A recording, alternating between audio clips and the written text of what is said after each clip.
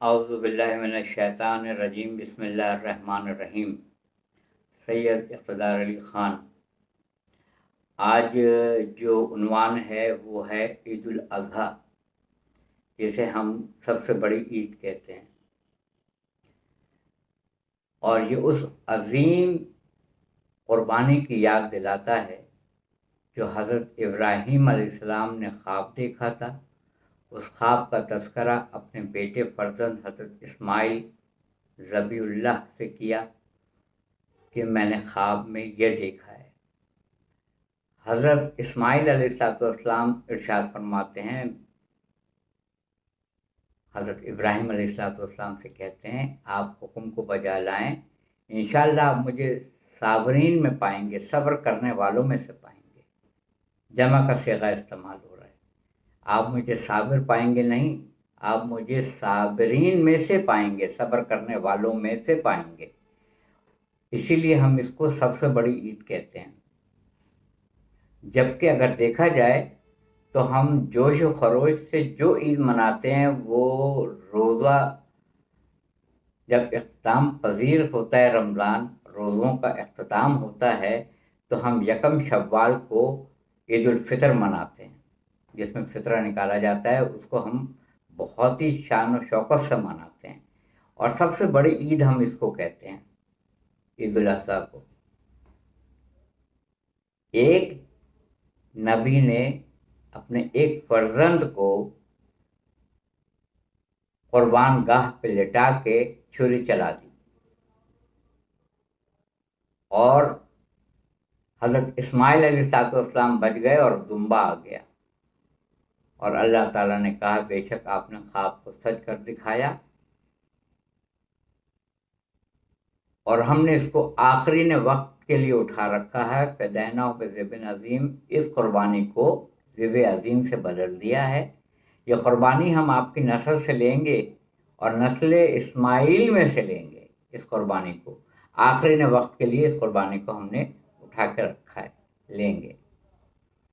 آپ یہ دیکھیے کہ سب سے پہلے قربانی دی حضرت ابراہیم علیہ السلام نے حضرت اسماعیل علیہ السلام کی۔ اس کے بعد قربانی دی خانوادہ رسالت نے ریگزار کربلا پہ سن 61 ہجری میں، اور مہینوں کا آغاز، قمری مہینوں کا آغاز ہوتا ہے محرم الحرام سے، اور اختتام ہوتا ہے ذی الحج پہ۔ یہ بھی اتفاق ہے کہ جو پہلے قربانی دی گئی اس کا قمری سالوں میں آخری میں آتا ہے، ذی الحج میں، اور جو بعد میں دی گئی وہ عظیم قربانی جس کو ہم نے آخرین وقت کے لیے اٹھا رکھا ہے، وہ پہلے قمری سال کے پہلے مہینے میں وہ قربانی آتی ہے، فدیناہ بذبح عظیم، محرم الحرام، وہ پہلے آتی ہے۔ یہاں جو قربانی دی گئی اس کے بدلے میں دمبا آ گیا، لوگ خوشیاں مناتے ہیں۔ ایک نبی اور اس کا فرزند، ایک نبی کا فرزند بچ گیا، خوشیاں مناتے ہیں۔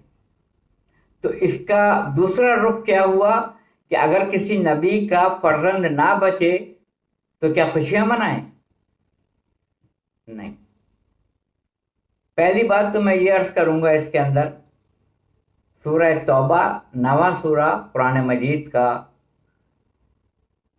آیت ہے، یا ایھا الذین آمنوا اتقوا اللہ کونوا مع الصادقین، اے ایمان والو اللہ کا تقوی اختیار کرو اور سچوں کے ساتھ ہو جاؤ۔ 3 اسٹیجز ہیں، ایمان لانا اور ہے، متقی بننا اور ہے، اور وہ سچوں کی جماعت کو ڈھونڈیں اور اس کے ساتھ ہم شامل ہو جائیں۔ سورہ توبہ کی آیت نمبر 119 میں حکم ہے، یا ایھا الذین آمنوا، اے ایمان والو۔ ایمان آ چکا ہے، یعنی ایمان زبان سے قلب میں داخل ہو چکا ہے۔ اتقوا اللہ، اللہ کا تقوی اختیار کرو، اللہ کا تقوی کیا ہے؟ اللہ کیا متقی ہے؟ نہیں، اللہ متقی نہیں ہے۔ تو تقوی تو ہمارے لیے ہے۔ اللہ کا تقوی اختیار کرو اور سچوں کے ساتھ پھر ہو جاؤ۔ سچوں کے ساتھ بغیر تقوی کے شامل نہیں ہونے دوں گا۔ یعنی اگر تم ایمان لے بھی آئے ہو اور تمہارے اندر تقوی نہیں ہے تو تمہیں میں سچوں کے ساتھ شامل ہوتا ہوا دیکھنا نہیں چاہتا۔ پہلے ایمان لاؤ، پھر اللہ کا تقوی اختیار کرو، پھر ایک ایسی جماعت ڈھونڈو جو سچوں کی جماعت ہو اور پھر اس کے ساتھ ہو جاؤ۔ یا ایھا الذین آمنوا اتقوا اللہ کونوا مع الصادقین، اے ایمان والو اللہ کا تقوی اختیار کرو اور سچوں کے ساتھ ہو جاؤ۔ کچھ ہوم ورک بھی کرنا چاہیے، قرآن مجید عربی میں پڑھیں، ترجمہ بھی پڑھیں اور ڈھونڈیں سچے کون سے ہیں، کون سے ہیں سچے جس کے ساتھ ہونے کا حکم ہو رہا ہے۔ سورہ حج 22واں سورہ قرآن مجید کا۔ عید الاضحیٰ کے موقع پہ میں یہ قربانی کا فلسفہ کوشش کر رہا ہوں کہ مختصر کر کے آپ کی خدمت میں پیش کر سکوں۔ بلکہ میں سورہ حج سے پہلے وہ آیت کیوں نہ تلاوت کر دوں ترجمے کے ساتھ کہ تم پہ روزے فرض کیے گئے جیسے تم سے پہلی اقوام پر روزے فرض کیے گئے تھے تاکہ تم تقوی اختیار کر سکو۔ یہ رمضان میں سحری سے افطار تک جائز چیزوں کا نہیں استعمال کرنا، یہ پروسیس ہم دیکھتے ہیں اور اس سے گزرتے ہیں۔ اس کا تقوی سے کیا تعلق ہے؟ اس کا تقوی سے کیا تعلق ہے؟ یعنی تاکہ تم متقی بن جاؤ، تاکہ تم پرہیزگار بن جاؤ۔ یعنی اس ٹائم سے اس ٹائم تک نہ کھاؤ حلال چیزوں کو، اللہ کا حکم ہے، اور یہ تقوی سے انتہائی قریب ترین فعل ہے تاکہ تم متقی بن جاؤ۔ یہی چیز کو قرآن مجید نے سورہ حج 22واں سورہ اس میں کہا ہے کہ نہ تمہارا گوشت پہنچتا ہے نہ خون، بلکہ تقوی پہنچتا ہے۔ تقوی کیا نیت ہے؟ تقوی نیت ہے۔ تو میں یہ نیت کر لیتا ہوں کہ میں ایک خوبصورت سی بہترین سی گائے تلاش کر لیتا ہوں، گرچہ کہ میرے پاس پیسے نہیں ہیں، اور میری نیت یہ ہے کہ میں اللہ کی راہ میں اس کو قربان کر رہا ہوں۔ تو کیا قربانی ہو گئی؟ میں کروڑوں کے جانور لے کے آ رہا ہوں، تو کیا یہ قربانی قبول ہو جائے گی؟ کیونکہ گوشت بھی نہیں پہنچے گا اور خون بھی نہیں پہنچے گا، تو جانور تو نہیں پہنچے گا، اتنی بات تو طے ہے سورہ حج کے حساب سے۔ نہ گوشت پہنچے گا نہ خون پہنچے گا، جس پہ ہم لاکھوں روپیہ خرچ کر رہے ہیں، لاکھوں۔ کسی کے یہاں تو گائے لانے کی کوئی لمٹ ہی نہیں ہے، اونٹ پہ اونٹ لا رہے ہیں، دمبے لا رہے ہیں، گائے لے کر آ رہے ہیں اللہ تعالیٰ کی خوشنودی کے لیے۔ مگر وہ کہہ رہا ہے کہ مجھے تو ان سب چیزوں کی ضرورت ہی نہیں ہے، نہ مجھے خون پہنچتا ہے نہ گوشت، مجھے تو پہنچتا ہی نہیں ہے گوشت، تو کیا پہنچتا ہے؟ تقوی۔ یہ تقوی ہے کیا چیز؟ آج تک سمجھ میں نہیں آیا یہ تقوی کیا چیز ہے۔ اس ڈیلنگ کے دوران کہ ہم نے رقم نکالی، ہم گئے منڈی میں گئے، کوئی بیل پسند آ گیا، کوئی اونٹ پسند آ گیا، کوئی دمبا پسند آ گیا، کوئی بکرا پسند آ گیا، کان دیکھے، پیر دیکھے، اس کی ہڈیاں دیکھیں، اس کی گردن دیکھی، صحیح جانور، بے عیب، کسی میں عیب نہ ہو۔ یعنی اللہ کی خدمت میں جانور جب ہم پیش کر رہے ہیں تو وہ بے عیب ہو، تو کیا ہم جب پیش ہوں گے خدا کے روبرو تو کیا ہم میں عیب ہونا چاہیے؟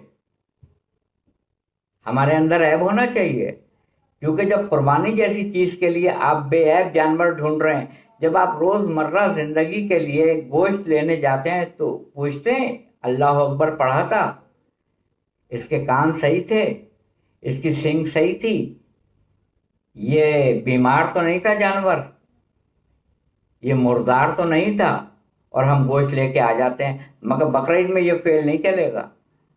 آپ کو ایسا جانور لینا ہے جو لنگڑا کے نہ چلتا ہو، جس کے کان درست ہوں، جس کے دانت صحیح ہوں، جس کی سینگیں صحیح ہوں، جو صحت مند ہو، بے عیب جانور ہو، اللہ کی راہ میں اس کو قربان کر دیں۔ مگر اتنا بے عیب ڈھونڈنے کے باوجود وہ کہہ رہے ہیں نہ خون پہنچتا ہے نہ گوشت پہنچتا ہے، پھر کیا پہنچتا ہے؟ تقویٰ۔ یا اللہ، یہ تقویٰ ہے کیا چیز؟ آج تک نہیں سمجھ میں آیا یہ تقویٰ ہے کیا چیز۔ کسی نے امام جعفر صادق علیہ السلام سے پوچھا، اللہم صلی علی محمد و آل محمد، فرزند رسول، تقویٰ کسے کہتے ہیں؟ آپ نے جواب دیا، خدا جہاں دیکھنا چاہتا ہے وہاں سے غیر حاضر مت رہو، جہاں دیکھنا نہیں چاہتا ہے وہاں موجود مت رہو۔ یہ مختصر ترین تعریف ہے تقوی کی۔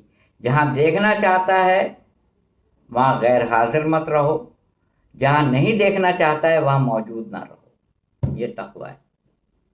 ایک شخص آیا رسول خدا صلی اللہ علیہ وآلہ وسلم کی خدمت میں اور اس نے کہا کہ اللہ کے رسول، مجھے تزکیہ نفس کرنا ہے، مجھے تقوی سے قریب تر ہونا ہے، میرا تزکیہ نفس کریں۔ سورہ جمعہ، اور آج جمعے کا دن ہے، آپ سورہ جمعہ کی تلاوت بھی کریں گے۔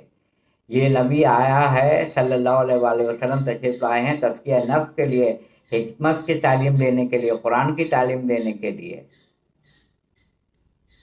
مجھے تزکیہ نفس کے لیے کچھ بتائیے، میں کس طرح اپنے نفس کا تزکیہ کروں؟ تاریخ میں جواب ہے، روٹی کھاؤ، پانی پیو، اور جب اس پہ کاربند ہو جاؤ مکمل طور پہ تو میرے پاس چلے آنا۔ یہیں سے میں وہ میسج دینا چاہ رہا ہوں کہ تقویٰ کسے کہتے ہیں۔ تاریخ کہتی ہے بہت طویل عرصے کے بعد وہ شخص پھر آتا ہے حضور صلی اللہ علیہ وآلہ وسلم کی خدمت میں، وہ کہتا ہے، اللہ کے رسول صلی اللہ علیہ وآلہ وسلم، میں نے تزکیہ نفس کیا کر لیا، جو آپ نے حکم دیا تھا بس وہی استعمال کرتا ہوں، پانی پیتا ہوں اور روٹی کھاتا ہوں۔ آپ نے جواب دیا، اچھا ایک بات بتاؤ، پانی ٹھنڈا ہوتا ہے؟ اس نے کہا، جی اللہ کے رسول، پانی ٹھنڈا ہوتا ہے۔ اور روٹی گرم ہوتی ہے؟ اس نے کہا، جی اللہ کے رسول، روٹی گرم ہوتی ہے۔ کہا، تم نے پھر کون سا تزکیہ نفس کیا؟ ٹھنڈے پانی میں بھی ایک لذت ہے، ایک کیف ہے، ایک سرور ہے، ایک نشہ ہے۔ گرم روٹی میں بھی ایک تازگی ہے، ایک سرور ہے، ایک لذت ہے۔ گرم روٹی چاہیے مجھے۔ میں نے دیکھا ہے دسترخوانوں پہ لوگوں نے کہا گرم روٹی لے کر آؤ، ٹھنڈی ہو گئی ہے۔ ہوٹلوں میں دیکھا ہے ٹھنڈی روٹی ہے، یہ گرم روٹی لے کر آؤ۔ گرم روٹی لذت میں، ٹھنڈا پانی لذت میں۔ ترک لذات کو کرنا ہوگا، لذتوں کو ختم کرنا تزکیہ نفس ہے، جس کو مولا کائنات علی ابن ابی طالب علیہ السلام نے نہج البلاغہ میں ارشاد فرمایا ہے، باخدا علی گندم کے ذائقے سے ناآشنا ہے۔ مولا فرما رہے ہیں، علی میں گندم کے ذائقے سے ناآشنا ہوں، اس کا ذائقہ کیا ہوتا ہے؟ ترک لذات۔ کشتی جب پانی پر ہوتی ہے چلتی رہتی ہے، جب پانی کشتی میں آ جاتا ہے تو کشتی ڈوب جاتی ہے۔ ابھی کل کی بات ہے، عبرت کو دیکھنے کے لیے 5 لوگ اس سب میرین میں سوار ہوئے تھے، عبرت کے لیے، جنہوں نے خدائی کو چیلنج کیا تھا کہ اس کو کوئی ٹائٹینک کو کوئی ٹس سے مس نہیں کر سکتا ہے۔ 1912 میں کبریائی کو جلال آ گیا، جلال ایسا آیا کہ اس کو تباہ و برباد کر دیا۔ آج بھی اس کا ملبہ موجود ہے، آج بھی موجود ہے، تاکہ لوگ عبرت پکڑیں۔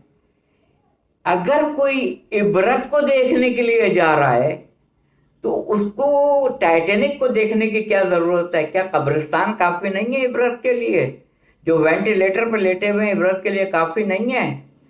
جو سیلاب میں متاثر ہیں جن کو نہ چھت ہے، نہ مکان ہے، نہ پینے کا صاف پانی ہے، نہ لباس ہے، نہ خوراک ہے، نہ ادویات ہے، کیا کافی نہیں ہے دیکھنے کے لیے؟ عبرت پکڑنے کے لیے تو قدم قدم پہ دنیا میں بے شمار ایسی چیزیں اللہ نے رکھ دی ہیں جو پیدائشی نابینا ہیں۔ یہ عبرت کافی نہیں ہے کہ اللہ نے ہمیں تو کم از کم بینا بنایا ہے؟ جو چل پھر نہیں سکتے ہیں، کیا عبرت کے لیے کافی نہیں ہے اللہ تو نے پیر دیے میں چلتا ہوں؟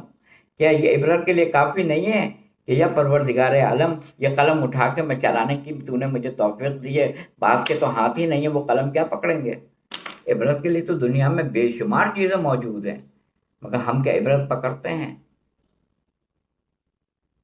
ترک لذات تزکیہ نفس ہے، ہم نے اس میں فسق و فجور بھی رکھ دیا ہے، فسق و فجور اور تقوی بھی رکھ دیا ہے، اس میں نفس لوامہ بھی ہے، نفس امارہ بھی ہے، مگر اکثریت کو جب اللہ تعالیٰ جہنم میں ڈالے گا اس کا مطلب ہے کہ نفس امارہ نفس لوامہ پہ ڈومیننٹ تھا، اچھائی پہ راغب کرنے والا نفس لوامہ، برائی پہ راغب کرنے والا نفس امارہ۔ نفس امارہ دنیا میں اتنا خوبصورت شیطان دنیا کی چیزوں کو اتنی خوبصورت انداز میں پیش کرتا ہے اس کی تصویر کہ انسان اس کے خود محسوس کرے نا۔